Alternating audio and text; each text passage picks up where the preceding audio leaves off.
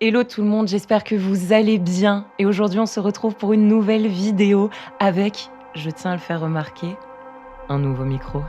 Et je suis fort contente. Écoutez, je vous souhaite une bonne année 2025. Aujourd'hui, je vous en reviens avec une vidéo qui sera donc un thread d'horreur. Pour tout ce qui est vidéo bien-être, vidéo un petit peu développement personnel, je pense que je vais faire une petite pause. En ce moment, j'ai pas trop le cœur d'en produire et j'ai pas envie de me forcer vis-à-vis de ça. Puis de toute façon, vous connaissez ma phrase préférée, prendre le temps, c'est important. Et on se retrouve pour une vidéo thread d'horreur et puis vous me connaissez comme à mon habitude avec une thématique particulière. Si jamais vous l'avez deviné, n'hésitez pas à me le faire savoir en commentaire, ça me ferait fort plaisir. Si jamais vous avez d'autres idées pour d'autres thématiques, vous pouvez également me le faire savoir. J'adore lire vos commentaires et merci pour tous les retours que vous me faites, ça me fait fort plaisir.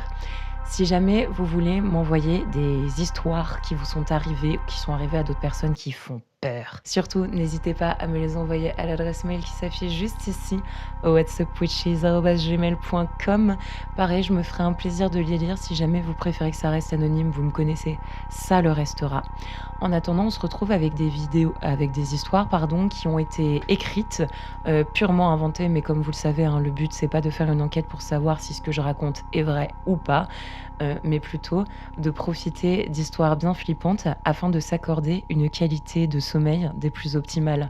Parce que qu'est-ce qu'il y a de mieux que de commencer une journée en ayant eu les pétoches toute la nuit. Sur ce, je vous laisse avec les histoires et encore une fois, bonne année à vous.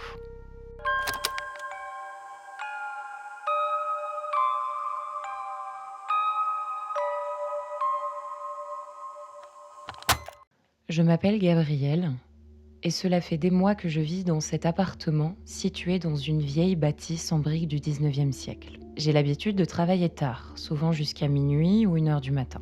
Mais ce soir-là, après avoir été absorbée par mon écran d'ordinateur, je me suis couchée un petit peu plus tard que d'habitude.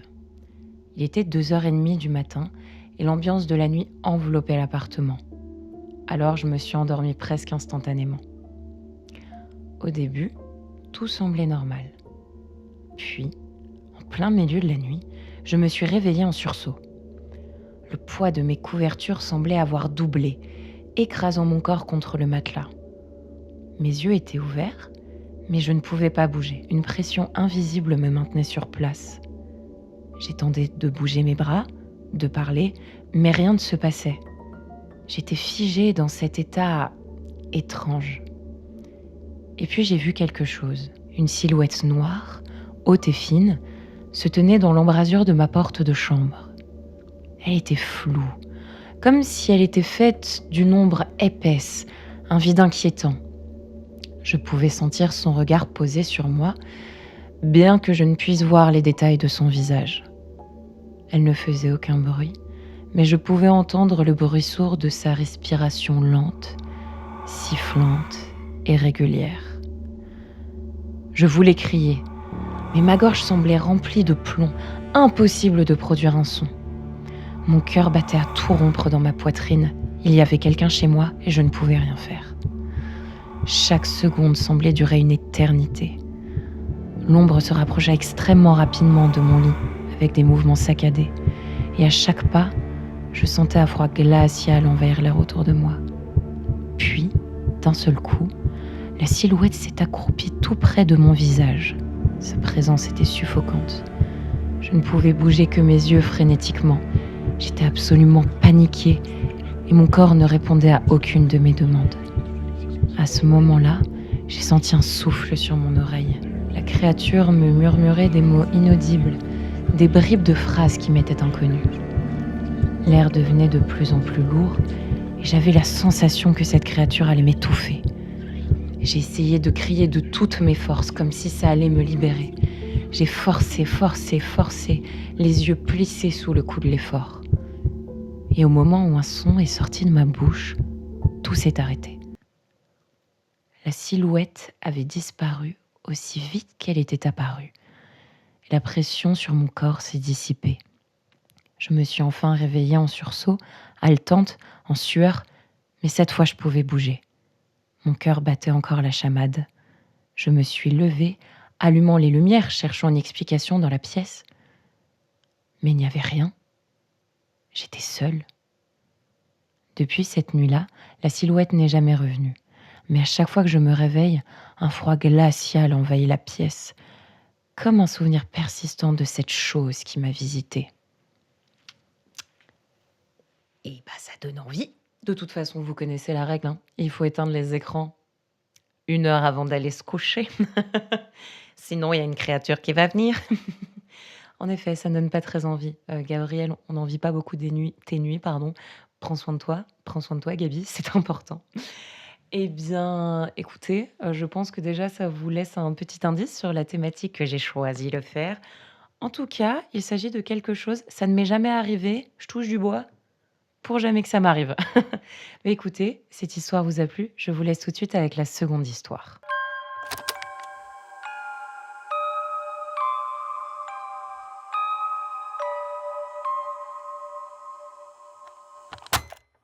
Je m'appelle Simon et cela faisait une semaine que nous étions en vacances, mon compagnon et moi, dans une vieille maison de campagne, isolée au cœur des bois. La maison appartenait à la famille de mon fiancé et c'était une vieille bâtisse avec des planchers qui craquaient et des fenêtres à guillotine. C'était charmant et romantique au début, mais chaque soir, à mesure que la nuit tombait, j'avais une sensation étrange, comme si la maison respirait. Parfois, des bruits sourds provenaient du rez-de-chaussée et me réveillaient en pleine nuit. Mais je pensais que c'était le vent ou des animaux qui s'agitaient à l'extérieur. J'ai toujours grandi en ville, donc c'était normal pour moi que les bruits de la campagne m'inquiètent. Une nuit, après que nous ayons regardé un film tard, je suis montée dans notre chambre, au premier étage pour aller me coucher, mon fiancé me rejoignant quelques minutes après. J'avais un sommeil léger, toujours troublé par ces bruits que je n'arrivais pas à identifier. Et soudain, cette nuit-là, je me suis réveillée, totalement paralysée. Il était environ 3 heures du matin. Mon corps semblait être pris dans un étau et j'avais l'impression que quelqu'un m'appuyait sur les côtes, m'empêchant de respirer. Je n'arrivais pas à bouger et mes yeux étaient grands ouverts. Je pouvais voir la porte entrebâillée de ma chambre. Mon regard glissait sur ma table de nuit et c'est en regardant devant moi que je l'ai vue. Une silhouette sombre qui se tenait devant notre fenêtre, située en face de notre lit. C'était une vieille femme, courbée, vêtue d'une longue robe sombre qui semblait flotter autour d'elle. Son visage était marqué de rides profondes, presque déformé par une souffrance que j'avais du mal à comprendre. Elle me fixait, sans dire un mot, la bouche entr'ouverte. Son regard était vide, glacial, et elle ne me lâchait pas des yeux. Surpris, j'essayais de crier pour alerter mon fiancé, mais aucun son ne sortait. Mon cœur battait la chamade et la sensation de suffocation s'intensifiait. La vieille femme avança lentement vers moi et je sentais son poids dans l'air, comme si chaque mouvement qu'elle faisait envoyait des ondes glacées dans ma direction. Je voulais me lever, mais mes jambes étaient encore ancrées dans le matelas. C'est alors qu'au pied du lit, elle s'est penchée vers moi. Son souffle glacé effleurait ma peau. Je pouvais voir l'air qu'elle expirait, tant il faisait froid. Je ne comprenais pas ce qu'il se passait étant donné que nous étions en été. Je sentais également son parfum, une odeur florale et moisie à la fois. C'était très particulier. J'ai réussi à produire un petit gémissement. J'étais absolument terrifiée. Et elle a dû l'entendre également, puisque c'est là qu'elle s'est mise à sourire. À quelques centimètres de mon visage alors. Elle n'avait plus aucune dent et j'avais l'impression que j'allais être aspirée par ce regard qui ne reflétait que la folie. Et c'est là que j'ai hurlé de terreur. Mon fiancé s'est levé d'un coup et mon cri m'a libérée. C'est alors que nous avons allumé en même temps nos lampes de chevet respectives. Mais rien. La porte était fermée. J'ai expliqué à mon compagnon ce qui m'était arrivé, que j'avais vu la porte entrebâillée et sans vraiment me croire, il m'a accompagnée pour vérifier chaque recoin de la maison, cherchant cette vieille femme qui, je pensais, s'était introduite chez nous. Mais nous n'avons trouvé personne. Et pourtant, quand nous sommes allés nous recoucher, j'avais toujours cette sensation d'être observée, comme si la vieille femme ne m'avait jamais quittée. Depuis ce moment-là, je crains toujours quand nous retournons dans cette maison de la recroiser, parce que je ne sais pas d'où elle vient, mais quelque chose me dit qu'elle est liée à cette maison. Et bah ça donne envie. Ça donne envie de passer un petit week-end cocooning au cœur des bois dans une sublime maison, ma foi. Si c'est pour se réveiller à 3 heures du matin avec une vieille qui te regarde dormir, ça donne envie. Il y a des gens qui payent pour ça. Je rigole. Eh bien écoutez, cette seconde histoire est absolument terrifiante. Personnellement, je n'ai absolument pas envie que ça m'arrive. C'est vrai que la thématique que j'ai choisie pour cette vidéo, je la trouve vraiment terrifiante dans le sens où elle peut arriver à tout le monde. Étant donné que c'est quelque chose qui a été scientifiquement prouvé, quelque chose qui est lié au cerveau, ça peut vraiment arriver à tout le monde, quoi. Et en fait, quand ça arrive, il n'y a pas vraiment de signe annonçateur. C'est juste, vous ouvrez les yeux et c'est là. Et c'est parti pour un long moment de pur fun. Donc écoutez, j'espère que cette seconde histoire vous aura plu, tout autant que la première. Et sur ce, je vous propose qu'on finisse sur la troisième et dernière histoire, avant que peut-être vous-même, vous ne viviez ce genre d'aventure. En tout cas, ce n'est absolument pas ce que je vous souhaite.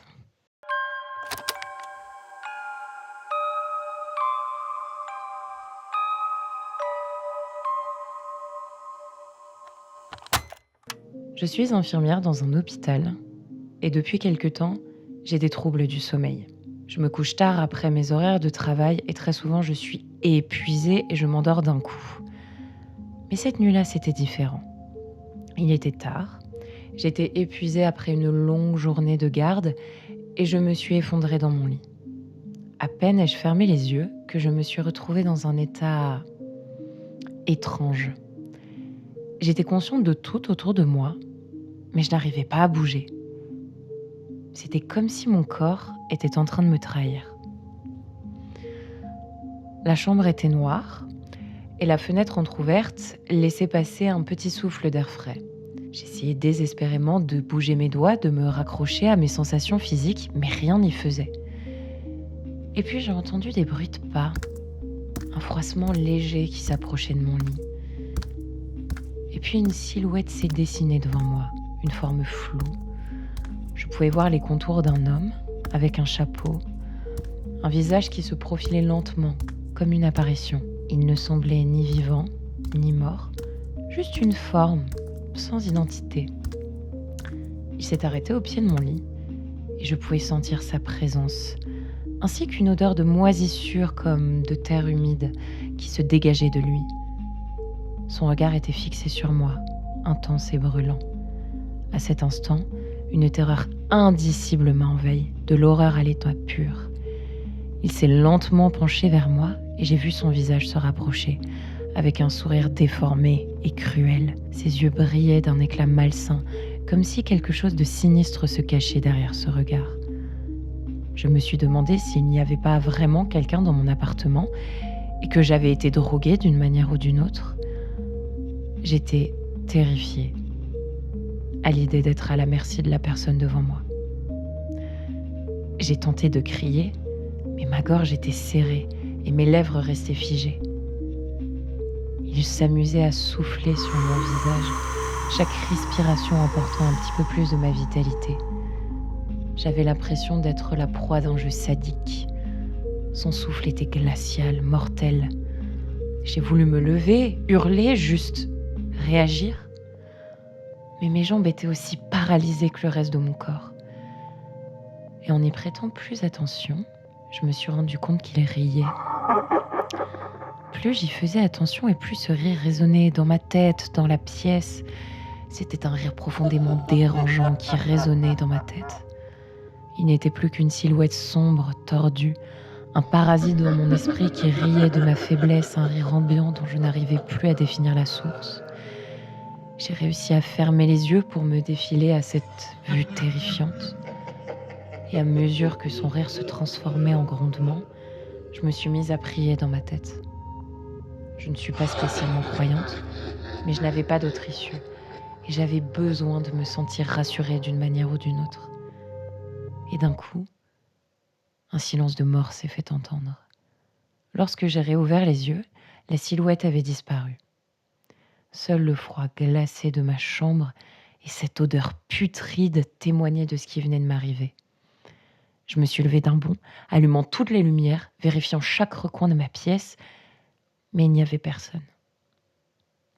Pourtant, la peur persistait, comme un poil lent, un poison lent me rongeant de l'intérieur. Depuis cette nuit-là, à chaque fois que je rentre chez moi, je vérifie toutes les cachettes qui pourraient exister afin d'être sûre que personne n'est rentré chez moi par effraction. Eh bien franchement, ça se comprend. Je pense que je vais de ce pas faire la même chose d'ailleurs. Bichette, tu m'étonnes que cette personne recherche tous les recoins. Je pense que je vais faire exactement la même chose. Bien checker, tu sais, qu'on a bien tourné là 2 fois la clé au cas où on n'est jamais trop sûr. On n'est jamais trop sûr, on n'est jamais trop prudent et prudente.